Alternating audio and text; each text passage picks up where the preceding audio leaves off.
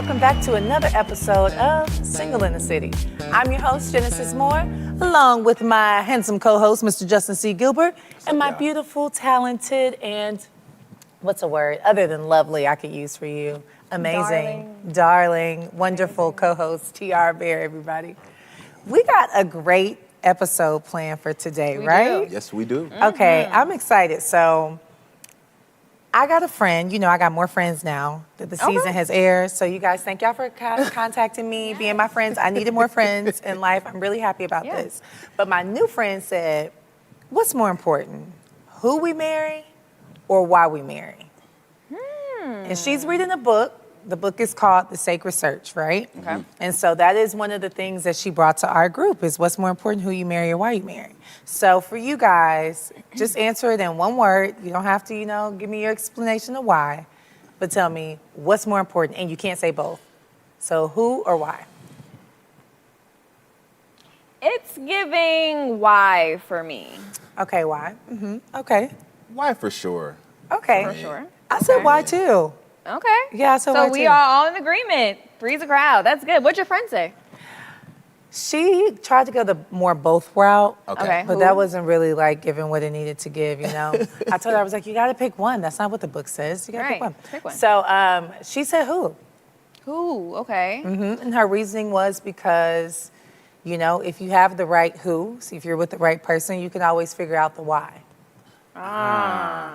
Very reverse with what I was thinking. We reverse it, yeah, because I think we are thinking, or at least for me, is that the why of it all is what keeps you there. Because the who is bound to change because we all evolve and change as we grow, especially if we're thinking of going the long haul with someone. Yeah. Who we are now is not who we'll be in 10 years. So I think when you remember your vows as you go through the ups and downs of marriage, that keeps you there more so than the who of it all. I agree. Gosh. What do you say? I say, furthermore, like prior to the vows, individually, your individual why should be at the center of making that decision. It's such a huge move, and I don't know if people really think into it far enough. Usually, so I don't know. Yeah, and a lot of times it's a lot of the perfect person, but the wrong time. If you ask me, more than it's the perfect time, but the wrong person.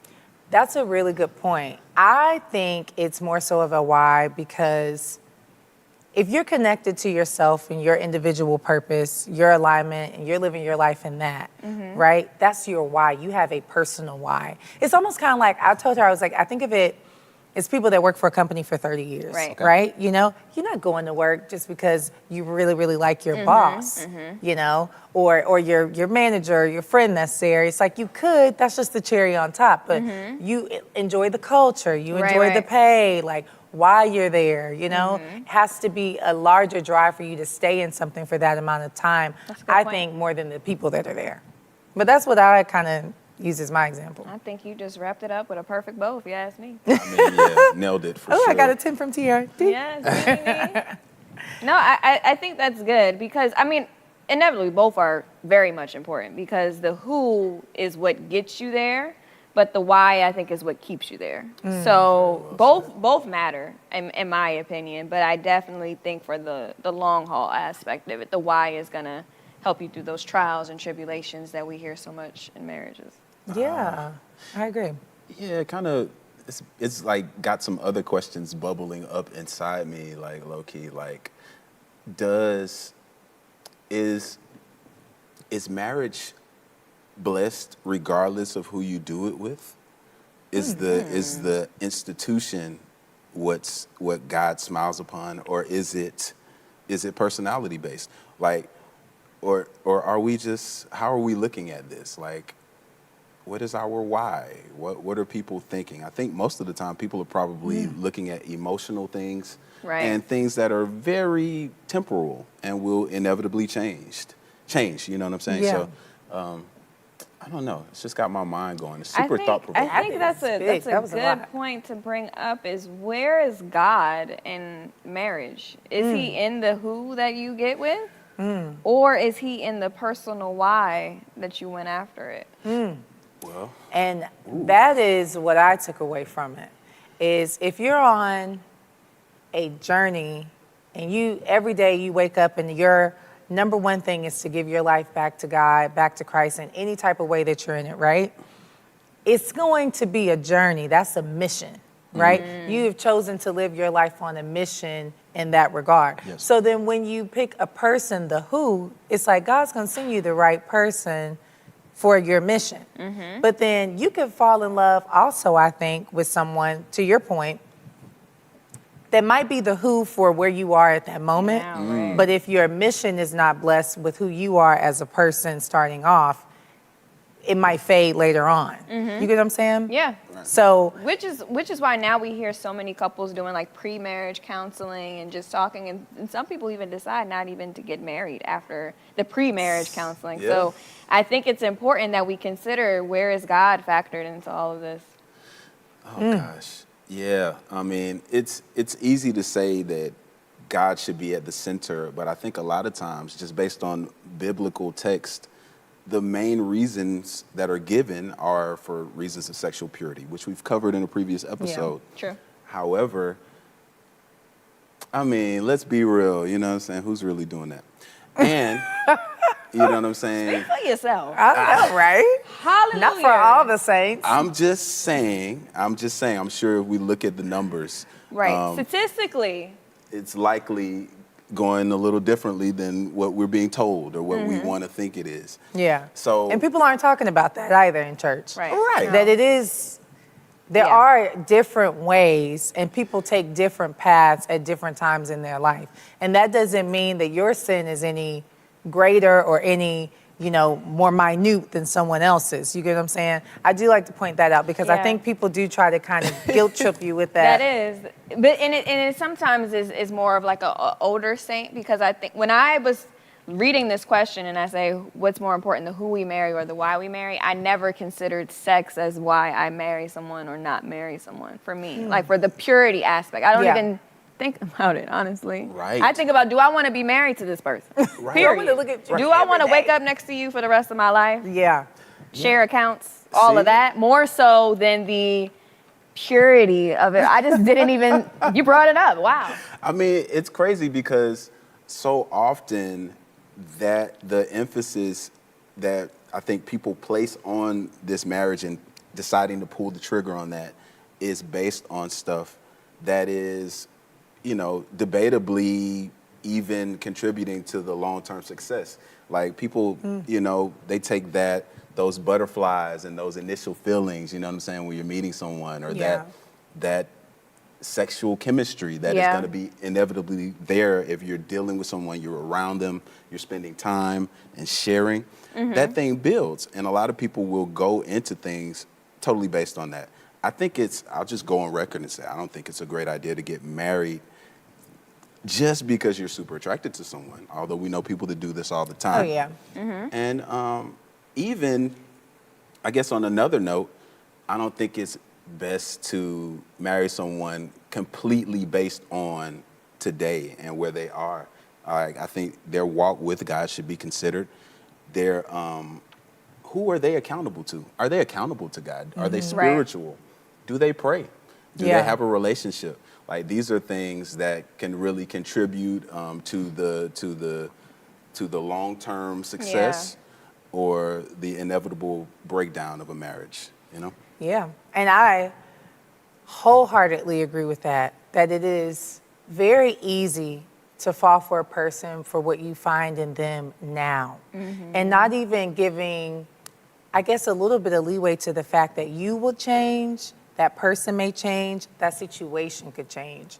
But I do feel that if you're on a mission and you're aligned with your creator, man or woman, right? Yeah.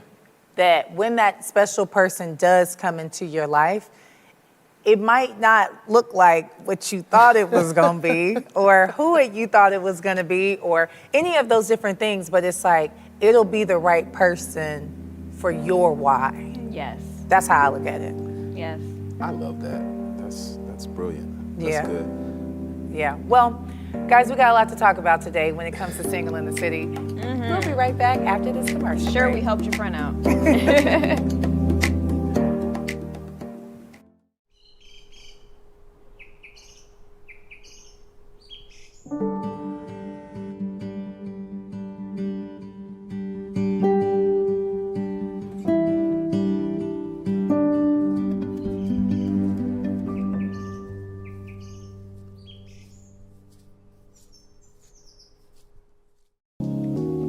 we're going to talk about something that you hear more and more about today. Seems like you hear about it more than we ever did before, and that's dementia. It's not just an old folks disease. It's not just old folks need to worry about it. Anyone can get dementia. You can get it as, we have people that's in their 20s and 30s that have been diagnosed with it. And then also, if you don't have dementia, you may be a family caregiver or care partner, and you're still impacted, and you still need to know about the disease so you can be able to better support your family or friend that is living with dementia.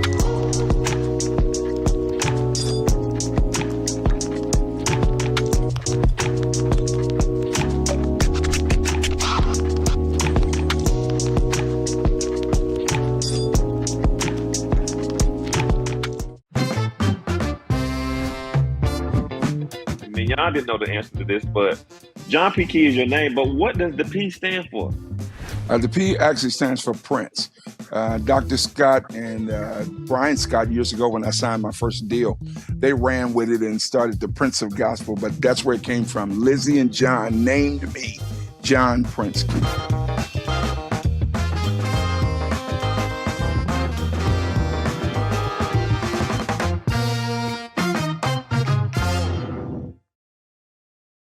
Welcome back to Single in the City. I am your host, Justin Gilbert, joined by my lovely co-hosts, Miss Genesis Moore and Tiara Berry.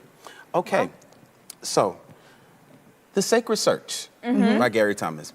Gary Thomas, in his book, The Sacred Search, suggests that individuals that married based on their goals and individual missions instead of infatuation and emotional connections found consistent long-term success in their marriages, thusly making mission-based unions a wise move. I mean, think about it. The thing that inevitably changes the most over the course of time is our bodies. As we evolve, our minds also change. However, I think of our mission as our why and the foundation of the union. If the why is solid, I think all of the other transitions will be manageable. So the real question about marriage is, what is your why? I'd like to ask you ladies a question. Do you think it's possible to clearly assess your why when sex is in play? Yikes. This is before we get married or after? I mean, before. This definitely got to be before. Got a little before. I mean, I had to ask. I just want to know. I mean, we're having premarital sex? Oh. That was really good, and that excerpt had me really thinking about that too. It's crazy you say that. I vote no. What about you? I think it's possible to assess when sex. Okay, so you're asking when sex is in play, do we know the why of why we got married? Do we know our own personal why as to this person? Like, if we're assessing a potential spouse, are we really clearly able to discern whether or not, we're hitting on the right stuff? Like, oh, well, pardon that. But you know what I'm saying? Like, if we're on the same page and if this person is a good candidate for long-term marital success. I mean, I really think it depends person to person. So that's why I wanted that clarification, because for some people, sex can complicate things and feelings and emotions, and it can cause you to not see clearly. Other people, sex is just sex.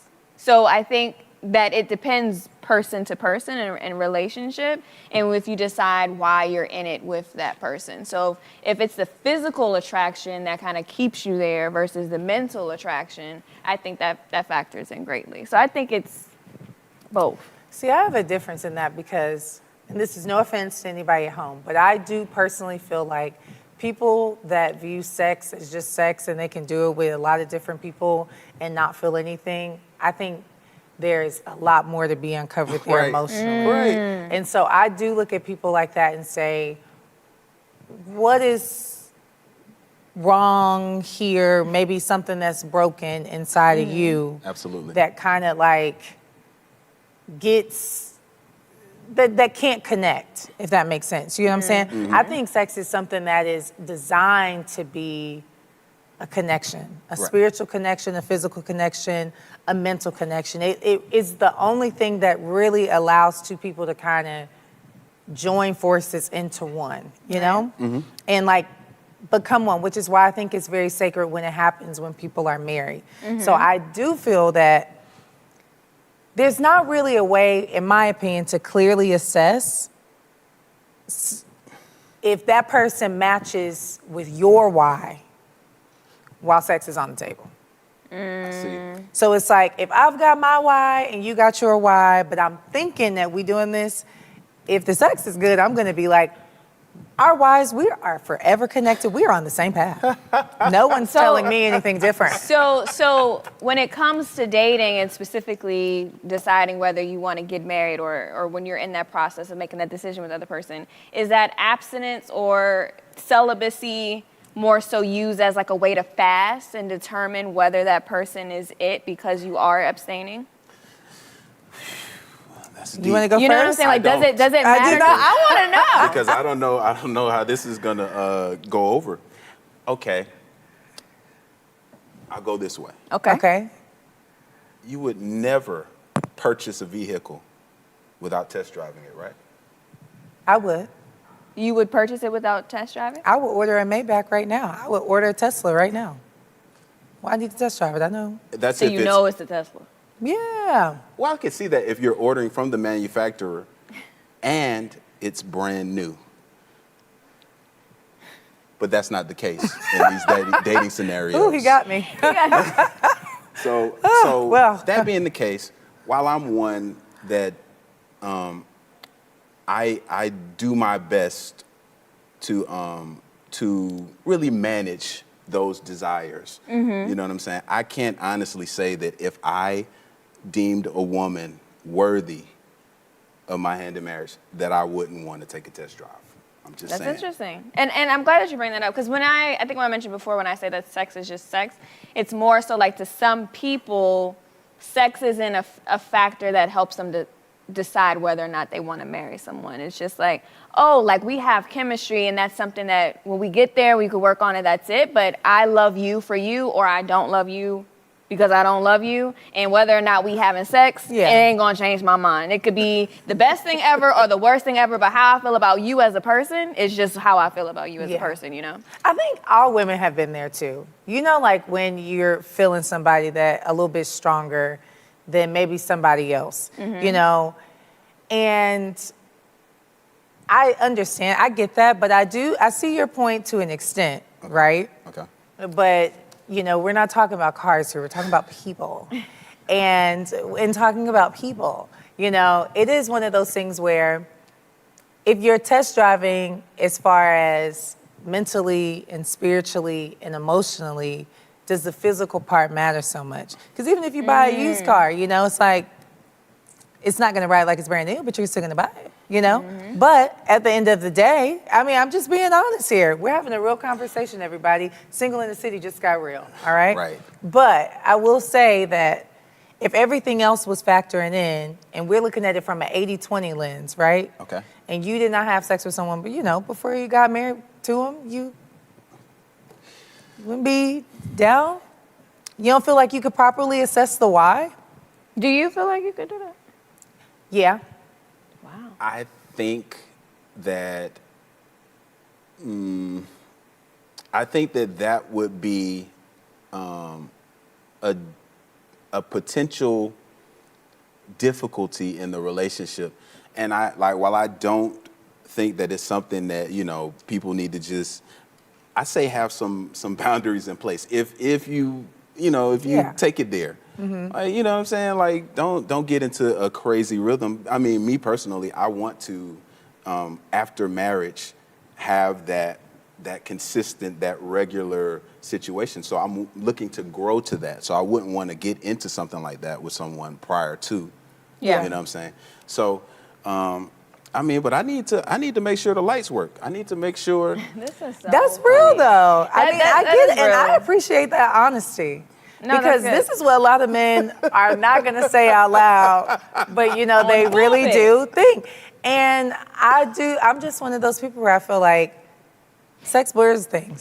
It does blur things, but I also think it depends on how long do you want to date somebody, because I do find that people who remain abstinent or celibate, they get married so quick when they feel like they found the one. They be like, let's go ahead and jump the broom because they ready. So I also and especially think that, if they not. you know what I'm saying? So I think for me, I'm And not they ready ready. to get married. I got a couple years for that and a lot of growth inwardly to do. So it's kind of a hard decision. But maybe if I met someone that made me decide like, oh, I'm ready for that, then it would be easier to be a part of that. Okay, I'm gonna wait and I'm gonna stay pure. But Yeah. I think that, to your point, a lot of people want to either test drive or they just want to go ahead and buy the car. And unless you're trying to get married in the next 6 months, what you gonna do? And that, that I think that's very good. That's, I think it really punctuates how often people enter into these marriages from an emotional place, not so much cerebral, and actually thinking it through and thinking about the things that are really proven to kind of help us determine if we have that long-term compatibility and long-term opportunity for success in the marriage. So, I mean, yeah, clearly the physical stuff is, that's something that has to be managed and we have to be careful about. However, getting married just for reasons of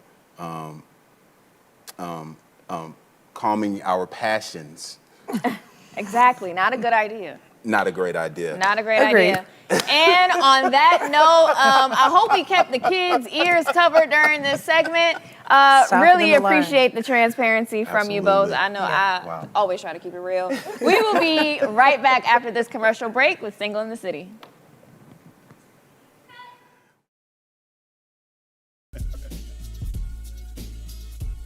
But that was one of my favorite moments of this season. Oh my God. Look, and Maria is turning red over here. Right. He just went in on me for real. I'm like, oh my God.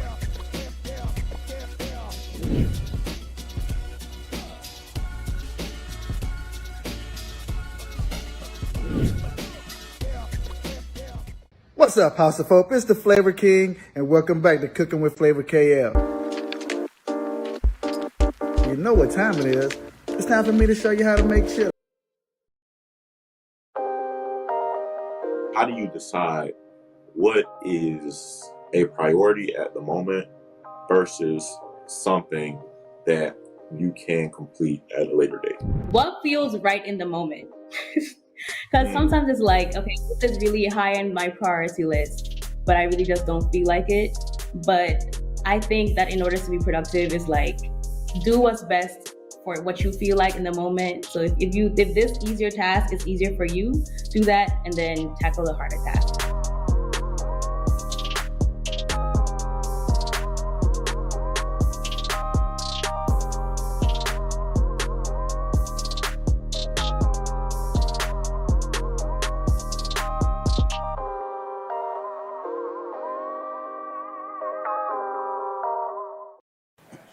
Welcome back, everybody, to another segment of Single in the City. We are talking about the sacred search, and all night we have been talking about what is more important, the who or the why when it comes to marriage. Yep. But now is our time to hear from our lovely viewers, meaning you all at home, and some of you that are on Instagram, social media, all those good things. We want to hear from you on tonight's segment. So let's start it off with our new friends. We have a question in here, everybody. And it says, is there a double standard when it comes to sex and dating, especially for millennial women? What do y'all think? I feel like one of my homegirls asked that one. They was like, let me dial in, this gonna throw her off.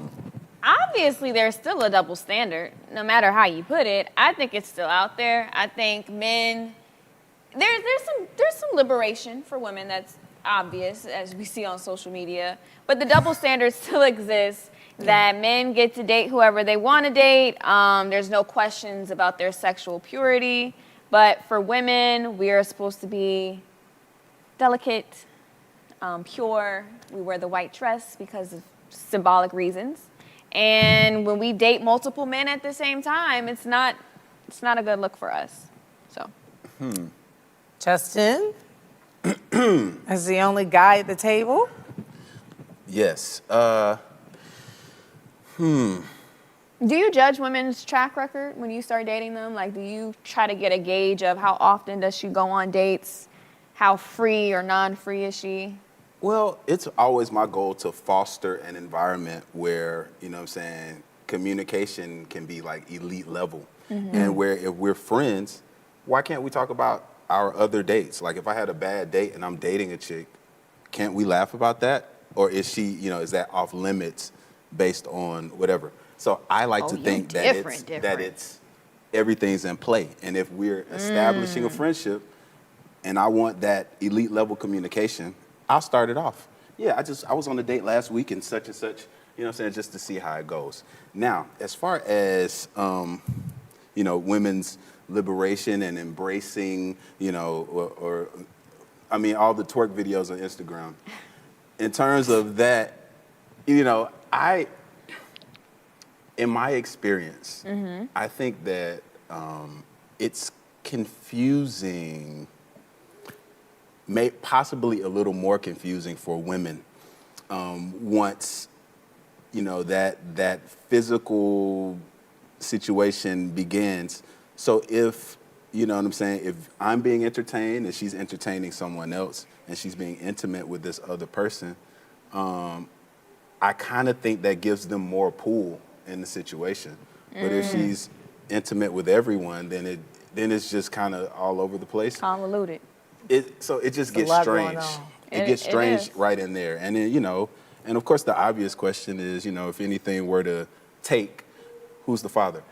These are the complications that we deal with and why as men sometimes But again, that's a double standard to think that, you know, because women are the child bearers, that we have to have that who's the father conversation. There are some women that practice safety at all times, right? Isn't that a part of our liberation now that we're just more sexually conscious of how to, you know, take care of ourselves in the bedroom? I agree. I mean, I think that we do live in a time where it is good to be free and feel you're living in your truth. And now we live in an environment where people don't even have to hide or feel like that they have to mask who they are, even when it comes to their sexuality. Right. You know, let alone how many people they're being sexually active with. So, and I think it goes, I always look at it like this, and this is kind of what I tell people and my little cousins and people that ask me stuff like that. It's like, how do you want to be remembered? Because even though, you know, we live in a new society and things of that nature and all this other type of stuff, A, do you really want everybody to know your business? Whether you're doing it or not? Like, everybody should know. B, even moving further, everybody shouldn't be able to, you know, experience what it is to be with you. Yeah. I think like being a woman is in our femininity, in our love, and just our presence and everything that we are is so sacred, you know, that's why God made us women. So I'm not hating on men for them being able to go out with 50 different other people and maybe pretend like they don't feel anything or fall in whatever feels, you know, the best for the time, you know, or whatever. But as women, I do think that it is important for us to be a little bit more selective and a little bit more in tune with keeping our inner being safe. Like, we got to protect ourselves emotionally and with our light more than anything else, not just with, you know, our bodies when we're talking about, you know, practicing safe sex. I think that's a good way to put it. And I think that we are, in a way, acknowledging the sacredness of it all when it comes to being women, but also acknowledging the double standard. Yeah. It does exist, and it is what it is. We didn't make the rules, we just live in them. Well, listening to you speak on it, Genesis, it made me think that if a woman has an issue being honest about it and putting something out there, you probably shouldn't be doing it. Shouldn't be doing it. Yeah. So if it's a question So about, if you're gonna challenge the status quo, you got to stand on it, die on that hill, right? Come on, Jasmine. All right. I have a question coming in from Dante in Louisville. Okay. Kentucky, what's up? Let's go. All right.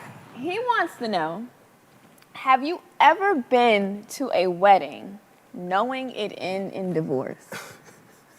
Because we discussed the who we marry and the why we marry. Would you ever go and say, well, now why are they marrying this fool?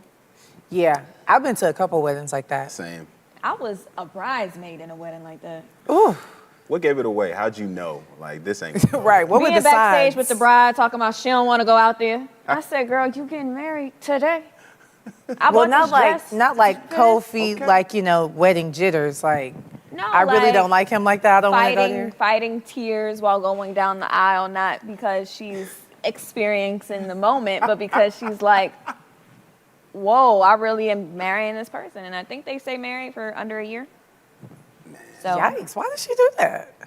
I think a lot of people feel pressured to get married because someone else wants to marry them. And I think for women, if there's a bachelor who's like, you know what, I pick you, they kind of tend to jump on that. You know? The pick me thing. Yeah. Wow. Like, am I stupid if I let him go? Right. Because he's Is a good someone guy. else gonna love me the way he does, even though he's not the one? Ooh, that's a whole nother segment for another day. Another day, that for was sure. good. Wow. That's deep. Poor thing. Yeah, I mean, I guess how often have you seen a proposal be denied? Like, think about it. Like, it's even jarring in the movies. Like, it is like, ooh.